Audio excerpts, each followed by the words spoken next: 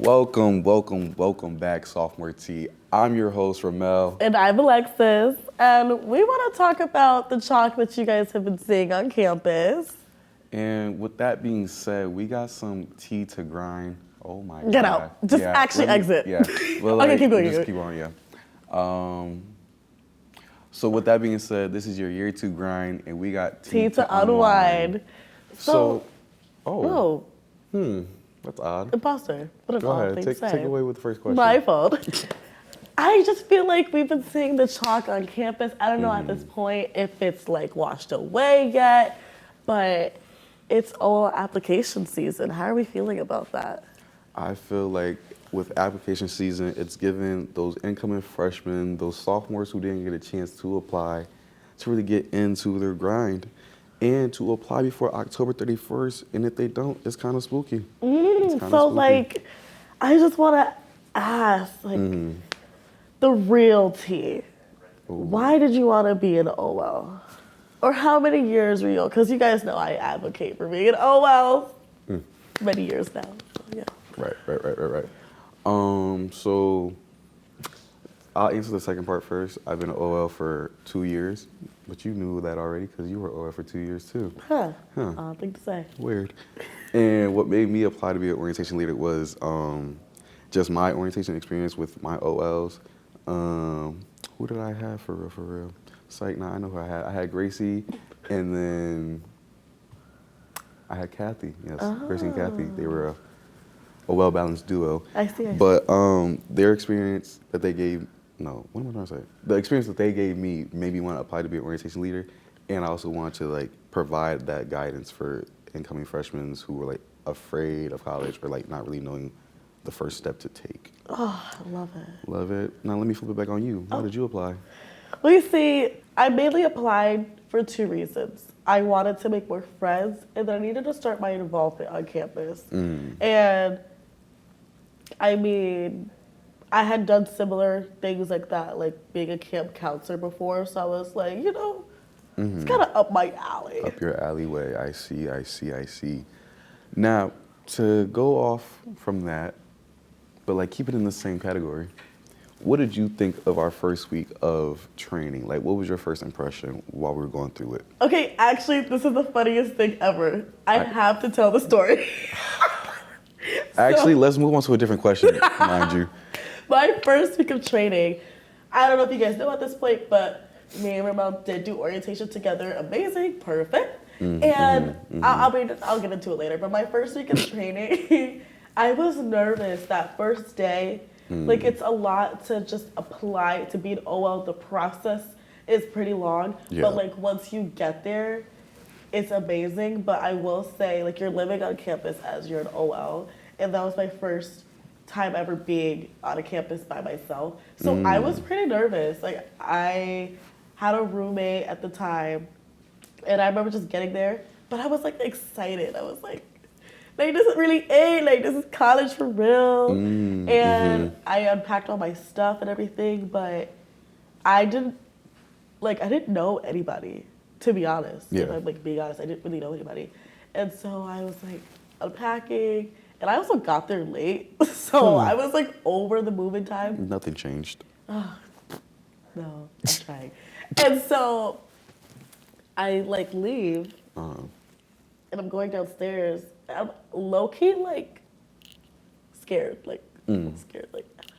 and I was just walking down, and everybody was so friendly. Yeah. Like, everybody was just so friendly, like walking down, like, hi, welcome, da-da-da. So like everybody being friendly and welcoming made me like not as anxious. Yeah. But I feel like I can usually like put up a front and go with the flow. So I think that's what I did. Like the first week, after that first day and all the activities we did, all the icebreakers, like it was just, we had a really big team. It was fun. Yeah. And so let me tell the story now. So it's like the 3rd day. I'm gonna get some groceries, get some cereal, get some snacks. Right. And I'm driving in my car down to the grocery store. And I see this man walking down the sidewalk. Looks pretty lonely. So I roll down my window, peek outside, and I'm like, mind you, you didn't have to roll down your windows because you have no tents. Okay, not a detail that needed to be shared, but thanks. Right. So back to what I was saying. So I rolled down my window and I see this man walking and I'm like, oh, maybe I should ask him if he wants a ride because it's dark, it's night. And then I was like, maybe not. So I kept driving and then we get in the store and he's in the store. And I was like, maybe I should say hi. And then I did it. The man happened to be Rhamel. I happened to be that man, but it wasn't a night walk. I was actually walking during the day. Liar. It was at night. Liar, pencil fire. Okay, whatever. Long story short, he looked so lonely, guys. I mean, I honestly felt really bad for him. But look at him now, he's thriving. And I feel like that just speaks to like everything that orientation has just opened a lot for you. Right. Mind you, I wasn't lonely. I had my TikTok audios. I was fine, Ooh. guys. I was fine. Chronically online. All right. And that's okay. Are you judging? Don't judge a book by its cover. I could be. Anyway, now, love that for your experience, your impression of the first week of training and how it went for you. If you could, I feel like you should, how would you describe orientation in like one word or like an emoji? Ooh, an emoji? You guys know that emoji where it's like a really big smiling one? Uh-huh. Yeah. If I could describe it in an emoji, it would definitely be that one. And also like the one that has the gap in the smile. Because I feel like orientation is so fun and exciting, but it's also so unexpected. Like you never really know what's gonna happen, whether that's a student you might have to like work really hard with, or like genuinely impacting somebody's whole experience that they become like your best friend, or like they become somebody that looks up to you, or like you talk to so often on campus. Yeah, that's the emoji I'd pick. Okay. I love the skull emoji as well because like orientation is just really funny. Yeah. Always dead laughing. Now, I like when you said the impression you make on the students, because that goes into my next question Is that for so? you. Like, yes. I just like... Get out of my head. Okay. So, when did you know, as an orientation leader, that you were making a difference? Okay, I do want to tell the story. It's amazing now because the student, we actually go to the same Bible study together. It's amazing now. And he shared it the other time in Bible study. It was amazing. But as an orientation leader, you always have to keep an eye out on the students who are reserved to themselves. And, you know, might not be into like all of the big noise and things like that and like the partying. And so I had a student who, it was the block party. And you know how the block parties get. Like, I'm not gonna lie, they're lit. There's something for everybody. So like there's a dancing section and then there's like the arts and crafts and the games and the bracelets and whatnot. And they have the quiet sensory room with the movies playing. And that's new. They have the movies playing as well. I do like that, that's tea. So the student, he was sitting down, like by himself, like literally on the floor against the wall. And I just like went up to him and I was like, hey, like, is everything good? Like, how has orientation been going for you? Is there anything I can do for you? And he just said that, like, I think at the time he was having a moment. Yeah. And like, it was like very overstimulating and whatnot. And so we just started, like, I started talking more about like him and getting to know him. And the whole time, he's like a whole like writer and showed me some poems that he had written, and they were honestly so beautiful. And then showed me some like of his family members and things like that. And then after, he like actually got up and started socializing and was like talking to people and started doing things. Yeah. And in the moment, like he went on a full rant about like some situations he was going through, but it made me happy because it was like just that one little conversation, being like sticking in and talking to him, changed his whole like attitude about orientation. Yeah. Because he was like really reserved. And then to hear about it again, 3 years or like 2 to 3 years later, it's like you still remember that, like that made me happy. That did it. Yeah, that did it for me. That did it for you. Me. Yeah. What about you? Let me spin it on you because I'm not gonna Spin it. lie. He might be leaning to get today, guys, but you know I have the right to spin it back on him. Thank you. So, when did you make an impression When on did a I make student? an impression on a student? I would say my biggest impression that I feel like I made on a student would be, let me think. I don't know if it was first year or second year, really. Hold on, let me calculate.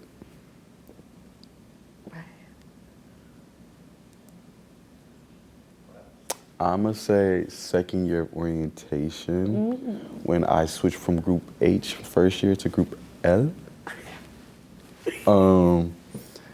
And it was like towards the end of the summer, but like it was like I think our second or last two night orientation. It was one of the groups that like I'm still very close with because like we had that big group chat going on, and everyone was like really connecting in there. But the main one I feel like I made an impression on, his name's Logan. Just because like he calls and asks me stuff like questions that he needs help with or just like to hang out, and I feel like that's like a very like impactful moment because even in orientation last year he was like very like outgoing, but like he was still like reserved to himself, and like just seeing how he has grown so far, it really like shows me that I did like a good job. Clack that tea. Clack that tea. The sophomore tea. Thank you. What did I want to ask you now that you spun it back on me?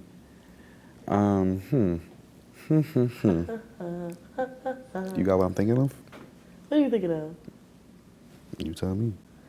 I feel like you could be thinking of how did like being an OL change how you viewed yourself, Oh, or like how my. you started to show up on campus. Oh my word. That was in the forefront of my frontal lobe. Yeah, Wow. exactly. I read it. Read it. For me, I feel like it has changed me from my freshman year self to senior year me. Because freshman year, I used to just, wake up, leave the dorm, go to class, eat, back to the dorm, work. Now it's wake up, dorm, eat, socialize, go to club meetings. And I feel like I just grown socially because I used to be a little bit more reserved. I am sometimes, but that's just because like I ain't get enough sleep, everybody, But yeah, I feel like I've grown and like to be more outspoken with certain things that come up, or just to be like more involved on campus. So yeah, I feel like that's the way that orientation has shaped me and like made me like see a difference in my personal growth. I love it. What about you? Oh, That's okay. that's what the hand was for. Because it was like you were just like blank staring at me. No, so but I just, did my like, hand. I thought you was gonna catch the Oh, wavelength. okay. Of, like, I got the your wave turn. now. Yeah, All right, yeah. I'm telling you, I have been saying this for so many episodes. Like, orientation literally changed the trajectory of my college That's a big word experience. for Elmo. I simply wouldn't have had like any other experience or a lot of jobs, to be honest, if it wasn't for orientation, mainly because of like the connecting and the networking, but also like if we're talking about the way it helped me show up on campus, after that first summer, all of like the friends that I made, all of the students that I met and talked to, I then saw that next following semester. And it was like I came on campus and I see like Melly and I see all of my friends and my coworkers. Yeah. And they're just like big arms welcoming. I'm not anxious anymore. Like I show up on campus, I'm ready to stay on campus, not go back. I think I was still a commuter like my sophomore year. I didn't stay in my car as much. I started going to more events. I started trying to just get myself more out there. Yeah. I applied to be an RA. I became an RA. Things like that. I became a camp counselor. Sorry. I became a camp counselor. I feel like it definitely helped my confidence grow a lot. And yeah, I also was really happy like when my students would come up to me. It feels weird saying students because it's like, to them it's like, bro, you my friend, like, what? But, you know, when my students, sorry guys, but they would come up to me and be like, Alexis, like, da-da-da-da. That would make me so happy. And yeah, I really had that Blue Devil spirit in me. Repping that blue, I see. I am repping that blue. We're blue on Wednesdays, guys. Ooh. Ooh. Clock that tea. Clock that tea. All right, we're gonna change the trajectory of this conversation now. What's a like crazy or the funniest moment you had as an orientation leader? That could be just you as an orientation leader, you as an orientation leader with your group. Like, what's something that happened that people don't know that happened at orientation? Yeah. Well, most people know if you were there. The funniest, craziest moment for me that I still actively feel to this day. I think I know where you're going. This knee right here. She's in kind of bad condition, you know. Wow. When you asked about the first week of training. Wow. What was this? I'm so glad you're talking about this because if you asked the question to me, I was going to bring it up. Okay, amazing. Gonna share my story anyways. Was this our first or second year? I'm not sure. It was our first year. It was our first year, and it makes it even worse. But we were in training, at the end of training, after like we do all of our informational sessions and things like that, we do like a big, fun, like a Saturday hangout where we just play all of these games and still like do team bonding basically. We're playing capture the flag. Oh. I don't know if you guys know, but I used to big track star back in the day. I'm like, okay, boom, I got you guys. They're like, who can run? I'm like, don't even trippy trip. I have my sneakers on. I tie them tight. I started doing my warm-ups, like I was very much ready. We started. And seriously, I don't know what happened. I think it was John. John, I'm calling you out. Within the first 5 minutes Within of the the first starting. 5, I really think it was 3. But somehow somebody was chasing me. I don't know why, because I don't even think I had the flag. But somebody was chasing me, and my leg hyperextended, like to the max, maxed out, full out, straight out. It was insane. I've never been in so much pain in my life. It was bad. So boom, fell to the ground. Everybody came, but I will always remember that moment though. As painful and as crazy as it was, everybody rushing to me at that moment showed me like how much we had bonded as a team and like how strong we were and how we supported each other because everybody came up to me. We had some nursing majors on our team, so like they were actively practicing their major. Where does it hurt? What are you feeling right now? It was hilarious. But 3 years later, I actually still do feel that pain, which is unfortunate. But I ended up spraining my MCL. That was hilarious. Wow. I had crutches for the rest of orientation and a knee brace. So I feel like people remember that. But again, it still makes me like laugh because even with my knee brace, like my students were always helping me. Like I would still show up and we'd be doing icebreakers, but they'd be literally helping me. They would carry the sign for me wherever we would walk place to place. Like they showed up for me the same way I showed up for them. So I'm always gonna remember that. And especially my friends, the friends I have now driving me to urgent care. Like that is a core memory. Yeah. Yeah. Wow. Good times. Speaking of core memory, I have another story. I ended up getting like deathly sick the next year, but surely we can move on. Yeah, we can move on now. But thank you for that. Thank you for that lovely story, Lex. A pleasure. I wanna pick your mind a little bit more, but like go a little bit more down. Ready for it? I am. During orientation, did you ever have a moment of imposter syndrome, like why me? Like, why they pick me? And like, how did you deal with that? Like doubting myself. Yes. That's imposter syndrome. Yes.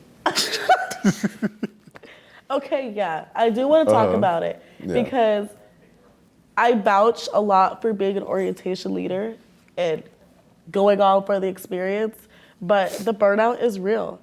You are there all summer and the days are long. Yes, that is expected.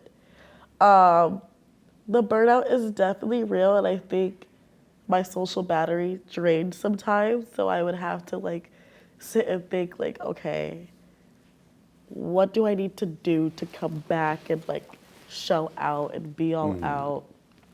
I think I had moments where like maybe I would have not necessarily a hard group, but like some students I didn't know how to bring out their energy and make the most of their experience. So I had like a couple of moments like that the following year as a returner because I just felt like it feels very different to be a returner. Like it's not your first like rodeo, so you're very expected to the schedule. You're used to it.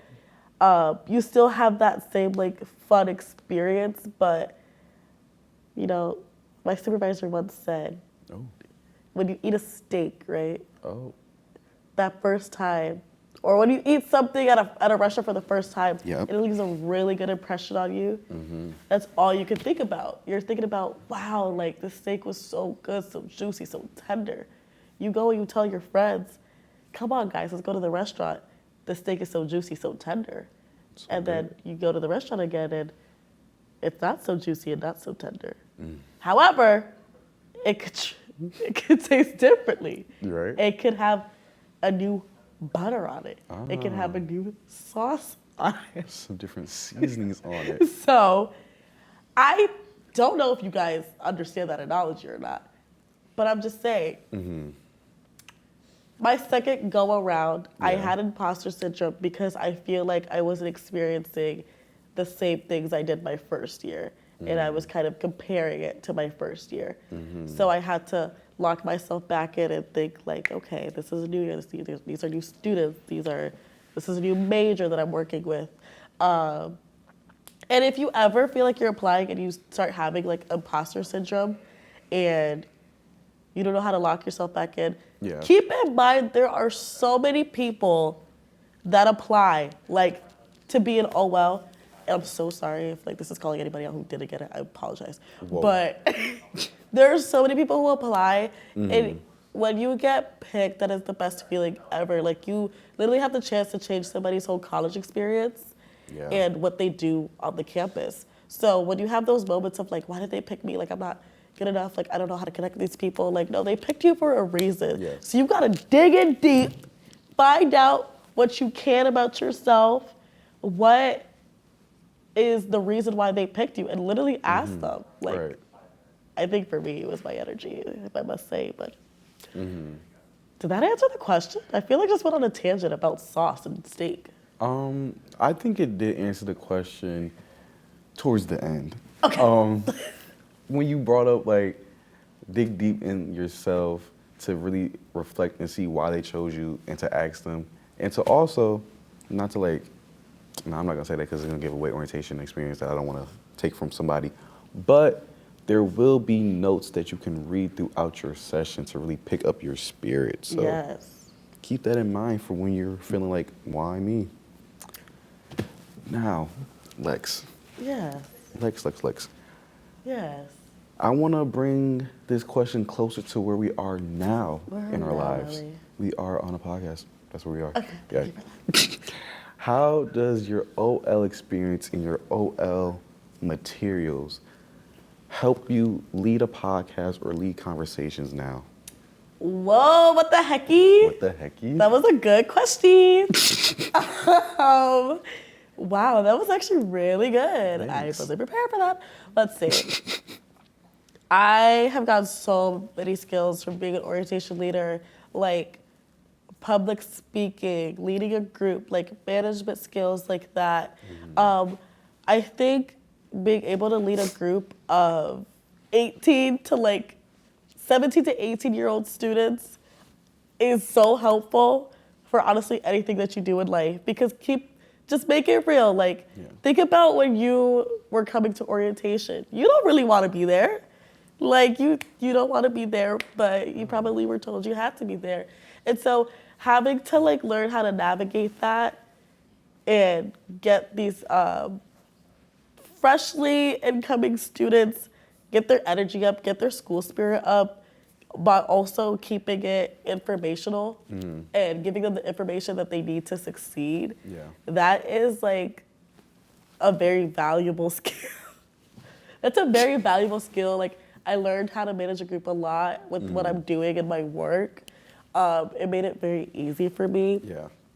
My social skills as well. I feel like I learned how to hold conversations more naturally. Like working with our team, but also working with students. Yeah. I feel like I learned a lot of empathy from being an orientation leader and understanding that people come from so many places. People have so many different experiences that you need to learn to work with and understand when coming to college.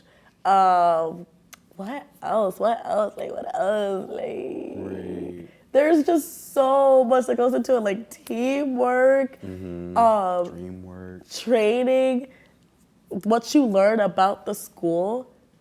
Like, that helped me in my RA training. Like, I knew a lot of like where to find things, like the career office and like study tools and things like that. That helped me as an RA. So when I was in RA training, I was like, I already know all of this, but I still did listen. Okay.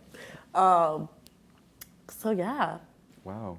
Amazing. Amazing. Now, rapid question, last question of this episode. Okay. If orientation had a theme song, what would the theme song be? Go. Okay, let's think of a theme song. Ooh, do you guys know Viva La Vida by Coldplay? Yeah. Oh my gosh. I think that's the perfect theme song for orientation. I see. Mainly because all of the instruments work together, and it sounds like a lot when you first hear the song, but it's so like painfully beautiful. Like, you could feel it in your chest. That's how I feel about orientation. It's so painfully beautiful because yes, the days are long and you're going through a lot, but every single day you're there at orientation is like literally the best thing ever. The friends that you make, the students that you meet, all of those students that you meet, like literally hundreds of students, all the laughing, all the dancing, all the information, all the professors, all the D's, DJ Montez. Monty Mont. So I would play that. I love that song. Can we listen to that right now? Actually, I don't think we can. No, okay. Production just said no. Production did say no. But for me, I would say, I hit the mic, sorry about that. For me, I would say Champagne Coast, because I feel like that's like a coming of age song and all that good stuff. But yeah, that's the end of the episode. Thank you guys for watching. Reminder, applications for orientation goes out. Well, they're already out, sorry. They end the 31st of this month, October, Halloween, spooky. Make sure you guys follow us on TikTok. What else, Lex? On Instagram. On Facebook. And I think that's it. Instagram, Facebook, TikTok. Maybe Twitter? Maybe Twitter, YouTube. We'll have to see. All the socials, actually. But seriously, you never know what could come out of applying to be an OL. And we really hope you guys take that opportunity and stay safe. Stay safe. Peace.